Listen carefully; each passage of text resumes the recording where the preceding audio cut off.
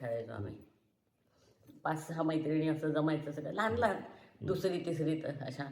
आणि ते आधी चकायचं म्हणजे उतरायचं असं.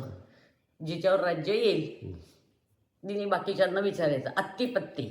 आणि मग त्यांच्यातली जी कोण प्रमुख असेल तिने सांगायचं जा आणि उंबराची पत्ती. म्हणजे तिने जाऊन उंबराचं झाड शोधून उंबराचं पान आणून दाखवायचं आणि बाकीच्यांनी पळायचं तोपर्यंत.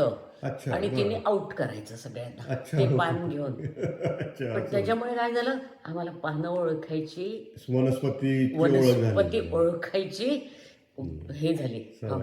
हो मग चिंचेचं पान, पिंपळाचं पान, वडाचं पान असं कुठलंही पान सांगायचं आणि आम्हाला माहीत असायचं कोणतं झाड कुठे आहे. उंबराचं झाड तर थेट दत्ताच्या देवळात होतं. मग तिथून पळत पळत पळत जाऊन ते झाड आणायचं, ते पान आणायचं एखादं पडलेलं उंबराचं. आणि वाळलेलं सुद्धा चालायचं पण पान उंबराचं असलं पाहिजे म्हणजे कोणतंही पान म्हणून खपवलं तर चालायचं नाही.